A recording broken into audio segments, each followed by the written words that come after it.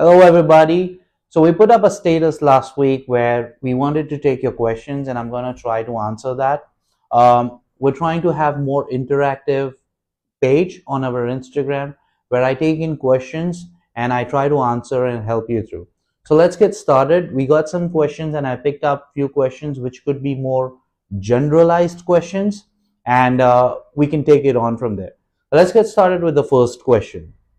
So Vega is asking, can we wear amethyst silver rings without consulting to our astrologer? Yes, you can. Amethyst is considered as a semi-precious stone. It's not directly associated with the planets, so you don't specifically need an astrological advice to wear an amethyst stone. Susie wants to know more about the meteorites and how do we meditate with a meteorite? Primarily, meteorites are a collection object. I personally don't believe there is a metaphysical value to it. However, I do also know that there are a lot of people who have worked with meteorites and they have got a positive result. For meteorite, I would like to insist that we stick to each to its own opinion. Like if I use a meteorite, it will have a different impact and different energy exchange with my energy field to somebody else's. So let's say, to answer your question, Susie, I would say it's a mystery that you have to solve by yourself. Jaya wants to know more about Kundalini Citrine. Kundalini citrine. That's a very interesting question. Um, until now, we did not have an actual source of citrine, like a natural citrine. We used to use an alternative form, like baked amethyst or dyed quartz, whatever. We used to do all sort of shit to produce a citrine. But now we have Kundalini citrine, an actual natural form of citrine. Not only Kundalini citrine is associated with money or wealth or prosperity or progress in your professional life, it's a very interesting stone that helps you boost your self confidence and creativity. Anybody who's an artist or a performer in any form, this is the crystal that you should have. Now the question is, how do you use it, or how do you get the best out of the Kundalini citrine for yourself? Wearing it is one of the best option, and I would prefer or advise somebody to do that. If you're not a big fan of wearing a jewelry or a crystal jewelry, simply placing it in your meditation or using the crystal or introducing it or binding it in your meditation will work. If not anything, put it in a place where you have a maximum access or where your maximum energy is invested. So that is where, and that is how you use your Kundalini citrine. Can we move to next? Next question. Nitama is asking, how can she work with the infinite sphere that she bought from us? So Infinite Spear is also very good crystal. It's a serpentine, which is from India, which is very close to an authentic infinite that was discovered by Rossley, and that comes from South Africa. No more of those infinite, but Infinite Spear is something that lifts you up immediately. Now, Nitima, if you have a spear, the best utility that you can do with it is put it in your meditation or hold the spear and use it for your meditation or healing practices. Lena is asking that does clear quartz change its color because when she bought from us it was less milky but it has turned into crystal sugar. Very, very, very nice question. Very important for all of you who are working with stones to understand these questions. When you're using a crystal, you exchange energies. Okay, you give out some of your energies and you take from crystals.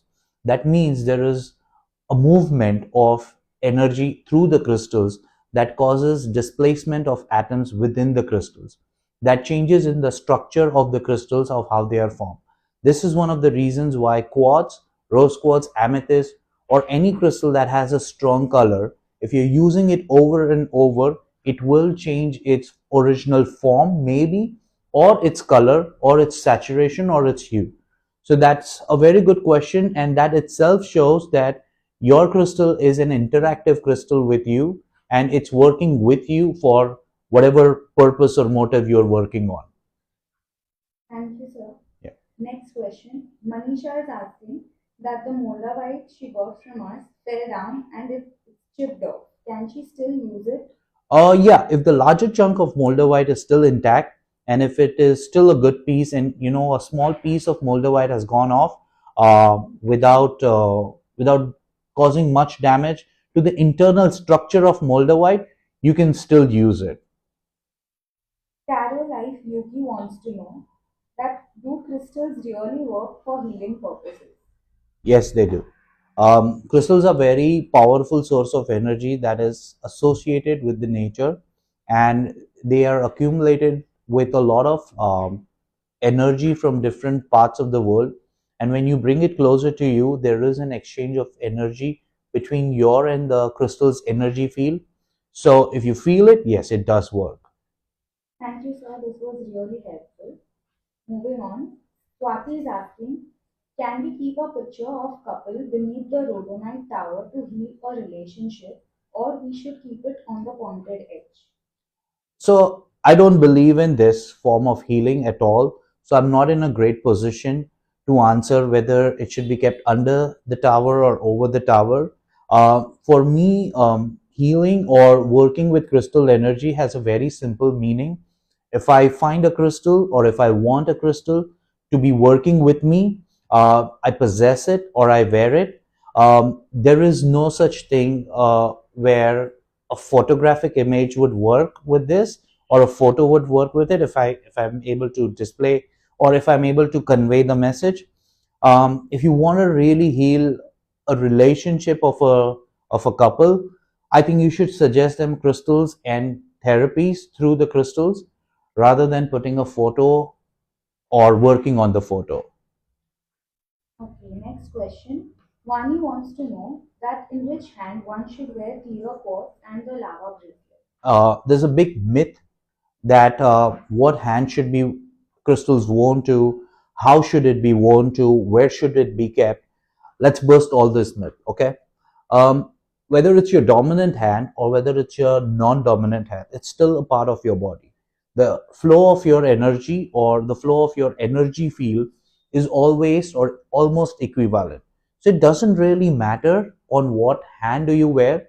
People like to wear it on their dominant hand because that's more active, but you are not doing a crime if you're not wearing it on your dominant hand. If it is on non-dominant hand, it's still fine. Using a crystal and using the energies of the crystal is very simple.